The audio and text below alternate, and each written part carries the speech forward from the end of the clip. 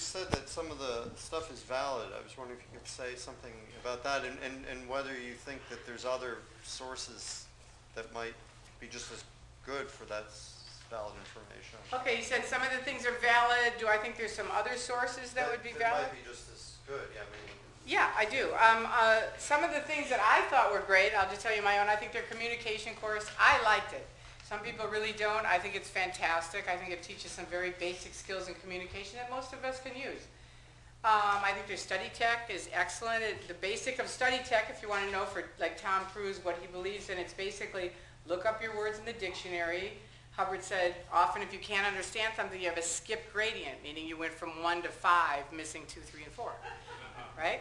And then the other one, they're very simple things, but they're very powerful. They really are. And then the other one is lack of mass, meaning you might be studying about a ship, but you've never really looked at a ship. So he's like, go out and look at a ship, touch it, feel it, get the mass on it. That's the study tech, yes. So those are a couple of things.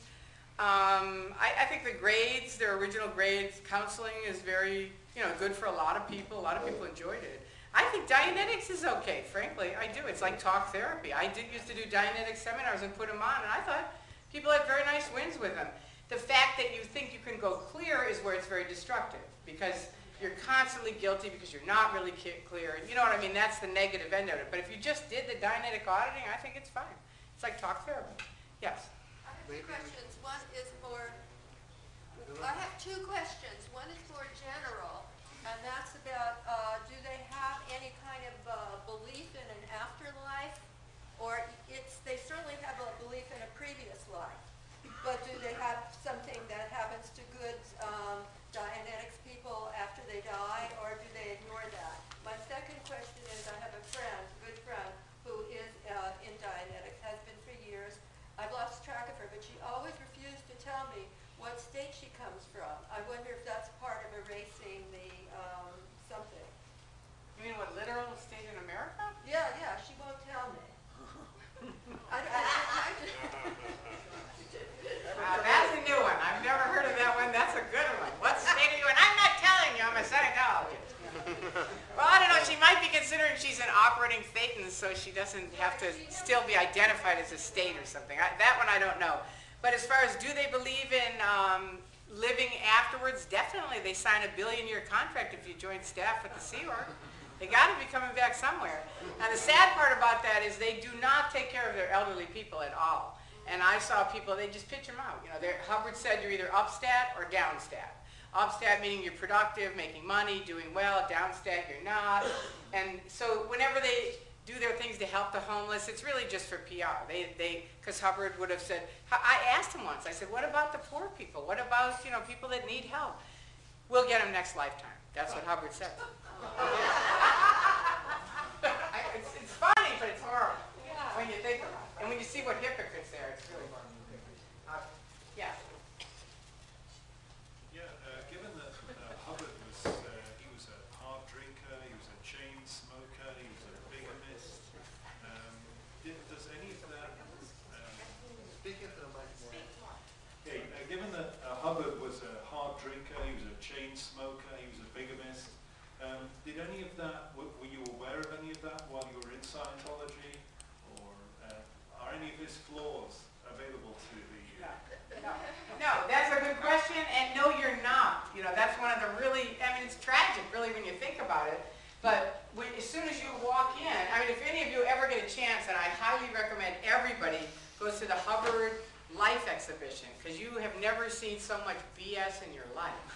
But, truly, the guy at the end, after all this stuff about how wonderful he is, and they're always just telling you how wonderful he is, and he wrote this, and, frankly, in a way, I'm not sure if he's a genius or not, because he did write a ton of stuff, and he did make 1 billion tapes. When you're on it, you have to listen to his tapes, and he drones on and on and on, and he's always throwing in all these really hard-to-find words.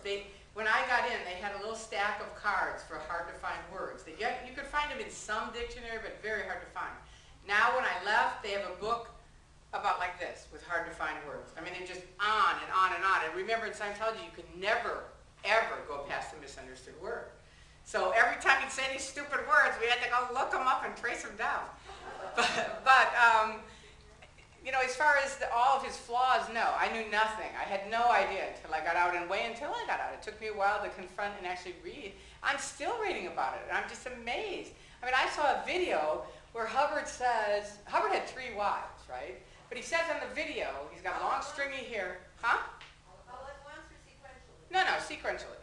But he has long stringy hair and black teeth, and he says, oh, no, I only had 2 wives. So that means he just erased one of his wives, you know, just... He he's did just marry a his liar. second wife before divorcing his first wife. Oh, he did? Yeah. Okay. See, I'm always learning something myself. Yes, here. I wonder, has anybody been seriously hurt by the Scientologists? You're saying they come after you and stuff? It's a very good question. Well, I would say Lisa McPherson, if you ever want to see someone harmed, you can go on the internet and type in Lisa McPherson. She was locked in a room for 17 days with the introspection rundown and basically died of dehydration, but you can see she has bug bites and bruises all over her, and they have to keep a written record of everything they do. So there's a written record on the internet of every day they're with her, and it's horrible. I mean, they're jabbing turkey basters down her throat and, you know, drugging her, and, you know, it was a mess. It was an absolute, the fact that they got out of that case is just unconscionable, that they got out of that saying they didn't kill her. Because she died supposedly at the Fort Harrison Hotel, which is their hotel in Clearwater, Florida. She died there, which is where they said they had her. But she was dying, and they said get her to a doctor. Now, Morton Plant Hospital is right next door, because I was in it. They could have put her there, she would have been alive. They didn't want to do that, because that's bad PR. So they drove her 30, 40 miles out to a doctor who was a Scientology doctor, and she died on the way. That's what they said. Pathetic. But that's only one. The other thing to answer that question is tons of people die in Scientology. Tons. And I'm not exaggerating. I mean, many of my very dearest friends are dead. I know 6 kids who've killed themselves. Personally, I know them. 2 who hung themselves. One of my doctor's daughters just hung herself. And my son's best friend shot himself to death. And most of them either wanted out of Scientology or they had one parent in and one parent out. And I think it's kind of a combination of like a rubber band and their disconnection policy, which is so destructive to families. And it's one of the major reasons I speak out, and I forgot to tell you this. Because if you got in, let's say you get in and your partner doesn't, they're going to say to you, you got to get rid of him or her or whoever it is. Do you see what I mean? Because your husband? he disconnected from me. He divorced me. And now he's trying to say I left him. I'm like, let's get a couple things straight here, pal. First of all, I didn't leave you, and you know it, okay? But if you want to get, bottom line, my door's open. Come on over. I don't know where you live. I don't know where you eat. I don't know where you work. You won't talk to me. So don't say I left you, because I didn't leave you. You disconnected from me, and that's what happened. I said that on Inside Edition. I looked right into the camera, and I said I lost all my friends of 30 years overnight, which I did, and I said I lost my husband of 27 years. What about kids? And he called me up and he was really mad about it. My son is great. I don't really talk about him because I don't want to bring him into it. But he's a great kid.